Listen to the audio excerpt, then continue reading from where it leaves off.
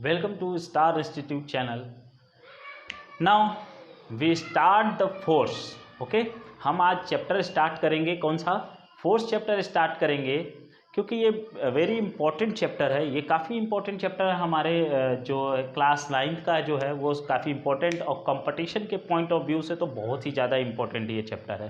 ठीक है, तो सबसे first what is force means introduction of force. Introduction of force. Introduction of force. Okay, first of all, what is the force? What is the force? When anything push or pull, anything push or pull, it's called force. Means किसी चीज को धकेला जाता है या फिर खींचा जाता है, उसे हम क्या करते हैं? फोर्स करते हैं. And it's try to change the position of object. Is try to change or change the position of object, it's called force. या जब हम इसे धकेलते हैं या फिर खींचते हैं तो ये क्या करता है कि किसी चीज मतलब प्रयास करता है. ये क्या करता है? उसकी पोजीशन है, जैसे ये है, हम इस पर अगर ये फोर्स है तो ये क्या करेगा? इसकी पोजीशन को या तो चेंज करने का ट्राई करेगा, प्रयास करेगा, या फिर इसकी पोजीशन को क्या करेगा? चेंज कर देगा. That is the force. ठीक है, that is the force. Means anything push और पुल, एनीथिंग पुश और पुल, it's called force. Or it's change the means anything push or pull and it's change the position of object or try to change the position of object, it's called force. What is the unit of force? Unit of force is Newton. Unit of force is Newton. मतलब जब ये किसी चीज को change कर रहा है, उसकी पोजीशन को बदल रहा है, तो उसे हम क्या कहते हैं? बल कहते हैं. फोर्स क्या होता है? बल कहते हैं. इसका जो एसआई पद्धति में यूनिट है वो क्या है? हमारा न्यूटन है. अब फोर्स की बात करते हैं तो फोर्स से पहले एक टॉपिक और आपको एक चीज बता दे कि मास क्या होता है? Mass. What is the mass? Mass क्या होता है? किसी चीज में यानी किसी पदार्थ में उपस्थित पदार्थ की जो मात्रा होती है, the amount of substance in any quantity, it's called mass. Means किसी पदार्थ में उपस्थित जो पदार्थ की मात्रा होती है उसे क्या कहते हैं हम लोग? मास कहते हैं, यानी द्रव्यमान कहते हैं. मास का मतलब द्रव्यमान. मास का मतलब द्रव्यमान. तो what is the definition of mass? The amount of substance in any quantity, it's called mass. What is the SI unit of mass? kg. What is the SI unit of mass? kg. Means किसी पदार्थ में उपस्थित पदार्थ की जो मात्रा होती है उसे हम क्या कहते हैं? द्रव्यमान कहते हैं. और इसका जो SI पद्धति में मात्रक होता है वो क्या होता है? kg होता है. ठीक है, अब बात करते हैं, अगला होता है वेट. वेट इसको बोलते हैं भार. भार. भार क्या होता है? भार क्या होता है? तो भार होता है कि जब किसी, या कह सकते हैं कि the product of mass and gravitational acceleration is called weight. Means गुरुत्वीत्वरण और द्रव्यमान के गुणनफल को क्या कहते हैं हम लोग? भार कहते हैं. इसे हम लोग W से डिनोट करते हैं और ये होता है M into G. M into G. What is the unit of weight? किग्रा वेट. किग्रा वेट या किलोग्राम फोर्स कहते हैं हम लोग. ठीक है, किलोग्राम द्रव्यमान भी कहते हैं इसे, या हम इसकी एक यूनिट और नोट कर सकते हैं, kilogram metre per second square. Kilogram metre per second square, that is the unit of weight. Okay, अब सिंपल सा एक एग्जांपल, जब किसी चेयर पे आप बैठे हो, जब किसी चेयर पे आप बैठे हो तो आप उस पर कितना फोर्स की बात करते हैं. तो जब किसी चेयर पे आप बैठे हो तो आप उस पर कितना फोर्स अप्लाई करोगे? यानी सेल्फ के वेट के अकॉर्डिंग, यानी जितना आपका वेट है उतना आप क्या करोगे? उस पर फोर्स अप्लाई करोगे. तो इस टाइप से मीन्स क्या होता है कि जितना जो फोर्स होता है वो वेट के क्या होता है? इक्वल हो सकता है. We can say that force is equal to weight. Force is equal to weight. Means अगर कोई रेस्ट कंडीशन में है तो वो कितना फोर्स अप्लाई कर रहा है? जितना उसका वेट है वो क्या कर रहा है? उतना फोर्स अप्लाई उस चेयर पर कर रहा है. ठीक है, अब जब चेयर पर अप्लाई कर रहा है तो एक चीज और आती है. जैसे हम कर लेते हैं, एक हमारा ऑब्जेक्ट है ऐसे, ये रेस्ट कंडीशन में है, तो अगर ये रेस्ट कंडीशन में, ना ये नीचे जा रहा है ना ही ऊपर जा रहा है, तो ये कितना फोर्स अप्लाई करेगा? वेट के इक्वल. और एक फोर्स ठीक इसके अपोजिट ऊपर लगता है, उसको बोलते हैं हम लोग रिएक्शन फोर्स. उसको क्या बोलते हैं हम लोग? Reaction force. रिएक्शन फोर्स होता है, यानी इसको बोलते हैं हिंदी में प्रतिक्रिया बल. ये उतना ही सेम, ये दोनों की वैल्यू क्या होती है, सेम होती है, इसीलिए ऑब्जेक्ट क्या होता है हमारा, आपका रेस्ट कंडीशन में होता है। ठीक है, क्योंकि ये आगे हमारे यूज होंगे चैप्टर में, इसलिए हम आपको अभी थोड़ा सा यहाँ पर डिस्क्राइब कर दे रहे हैं। ठीक है, अब बात करते हैं फोर्स के बाद। तो फोर्स जो होता है वो टू टाइप का होता है। First one is balanced force, second one is unbalanced force. Balanced force क्या होता है, when we apply the balanced force on any object, means the sum of the algebraic sum of the force is 0. Yeah, we can say that the net force on any object is 0.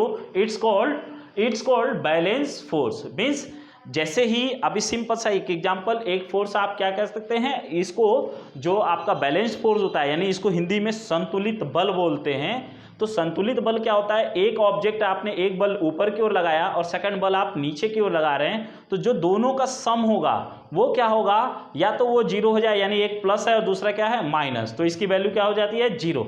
या net बल क्या हो, ये भी बल, ये force, ये भी 10 न्यूटन, ये भी 10 न्यूटन, तो इनका अलजेब्रिक सम क्या होगा, जीरो होगा, तो उसको हम बोलते हैं क्या, बैलेंस्ड फोर्स। तो हम एक एग्जांपल देख लेते हैं यहाँ पर।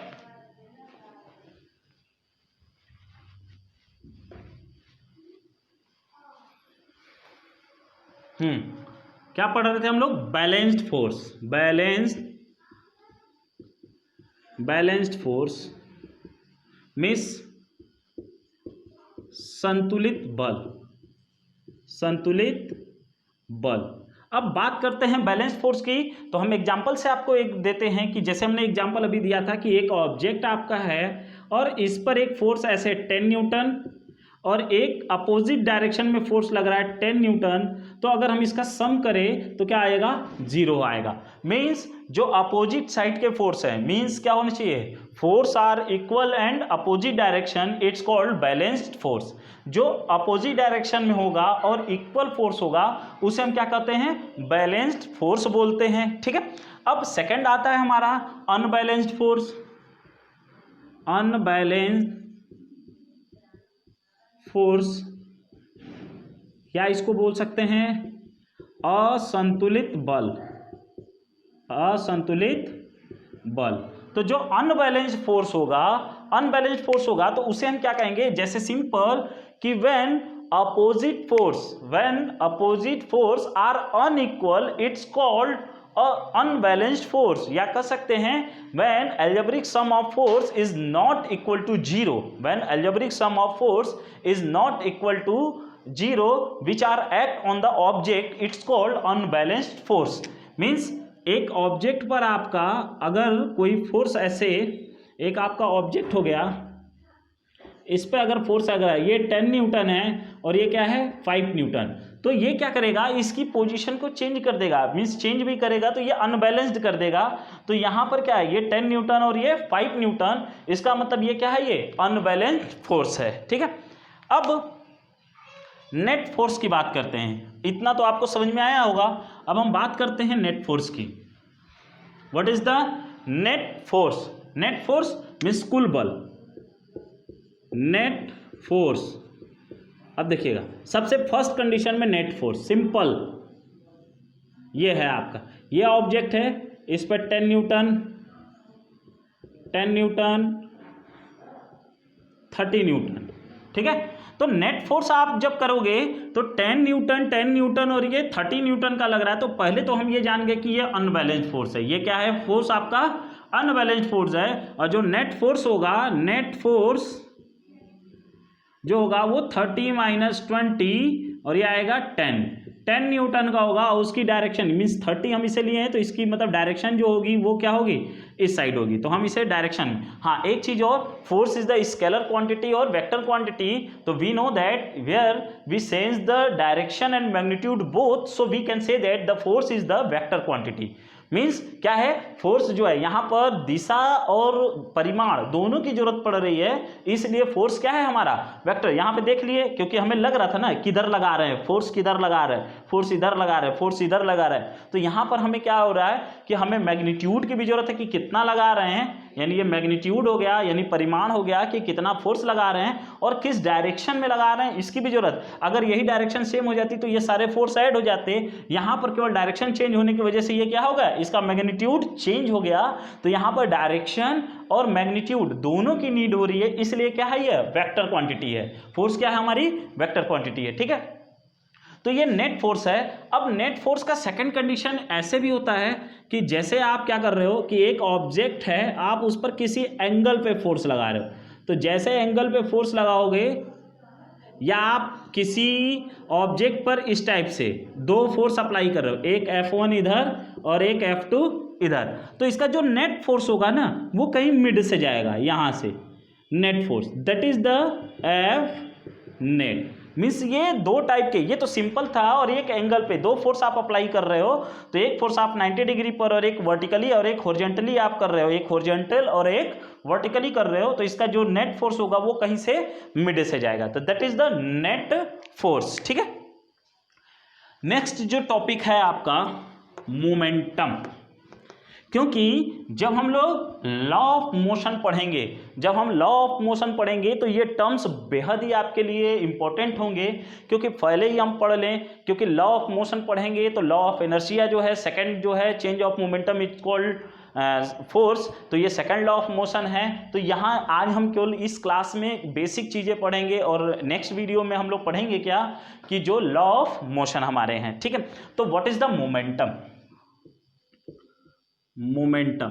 ठीक है, मोमेंटम मीन्स संवेग, मोमेंटम मीन्स संवेग। मोमेंटम क्या होता है, तो जो product of mass and velocity, the product of mass and velocity, it's called momentum, it's denoted by P, it's denoted by P. तो what is the momentum? The product of mass and the velocity. The product of mass and the velocity, ऐसे लिख सकते हैं हम लोग, the product of mass and velocity, it's called momentum. It's called momentum. So momentum, so it's denoted by P, means we can write here m into v, P is equal to m into v. What is the momentum? M into v. So what is the unit of momentum? What is the unit of momentum? Means kg metre per second, kg metre per second. तो यहाँ पर हम velocity की बात करें, पहले momentum यानी संवेग होता क्या है, तो द्रव्यमान और वेग के गुणनफल को हम बोलते हैं संवेग। द्रव्यमान और वेग के गुणनफल को संवेग बोलते हैं, इसे P से दिखाते हैं, और इसकी जो यूनिट होती है वो होती है, यानी इकाई जो मात्रक होता है वो होता है किलोग्राम मीटर पर सेकंड होता है। अब यह स्केलर है या वेक्टर क्वांटिटी है, तो हम जानते हैं वेलोसिटी हमारी क्या है, वेक्टर क्वांटिटी है, तो जो मोमेंटम है वो क्या हो जाएगी हमारी, वेक्टर क्वांटिटी। मोमेंटम क्या है हमारी, वेक्टर क्वांटिटी है। तो दैट इज द, अब बात करते हैं टाइप ऑफ फोर्स की। ठीक है, तो that is the momentum, that is the momentum. अब बात करते हैं हम लोग टाइप ऑफ फोर्स की। तो फोर्स क्या होता है, अलग अलग टाइप के होते हैं। हमने जैसे दो टाइप यहाँ पे पढ़ा, बैलेंस फोर्स और अनबैलेंस फोर्स। तो जो फोर्स वैसे भी लगता है, जैसे फोर्स है फ्रिक्शनल फोर्स हो गया, रोटेशनल फोर्स हो गया, आपका स्लाइडिंग फोर्स हो गया। ठीक है, तो ये टाइप ऑफ फोर्स हैं, तो ये डिपेंड करते हैं ऑब्जेक्ट कैसा है, तो वहीं पर उसका जो नॉमेनक्लेचर हो जाता है उसी के टाइप का हो जाता है। स्लाइडिंग फोर्स हो गया। फ्रिक्शनल फोर्स क्या होता है, जैसे किसी ऑब्जेक्ट पर आप कर रहे हो, उस पर फोर्स आप लगाओगे, तो ये हमेशा फ्रिक्शनल फोर्स जो होता है वो जो ऑब्जेक्ट की जो वेलोसिटी होती है या ऑब्जेक्ट का जो मोशन होता है उसके अगेंस्ट में जो वर्क करता है फोर्स, उसे हम क्या कहते हैं, फ्रिक्शनल फोर्स करते हैं। अगर हम स्लाइडिंग की बात करें तो कोई ऑब्जेक्ट स्लाइड कर कर चलता है तो उसे हम बोलते हैं स्लाइडिंग फोर्स। ठीक है, अगर हम किसी को रोलिंग फोर्स बोलते हैं, तो जैसे ये रोल करके चल रहा है तो इसे that is the rolling force. तो ये होते हैं टाइप ऑफ फोर्स होते हैं। ठीक है, और नेक्स्ट क्लास में यानी नेक्स्ट वीडियो में, क्योंकि बहुत शॉर्ट वीडियो बना रहे हैं जिससे आप लोग अच्छे से नोट्स बना सको, केवल कॉन्सेप्ट समझो आप, नोट्स बनाने के लिए नहीं। और जो भी अगर आपको डिस्क्रिप्शन में अगर एक तरह से आपको पीडीएफ भी, इस पूरे चैप्टर का पीडीएफ भी, यानी इतना पीडीएफ जितना मैंने पढ़ाया है इसका पीडीएफ भी आपको डिस्क्रिप्शन बॉक्स में मिल जाएगा। ठीक है, और जो ये पूरा चैप्टर है इसको अच्छे से अगर आप पढ़ लेंगे तो नेक्स्ट वीडियो में हम लोग पढ़ेंगे क्या, law of motion. Law of motion. तो सो if you like this video, then you like and share. Okay, thank you.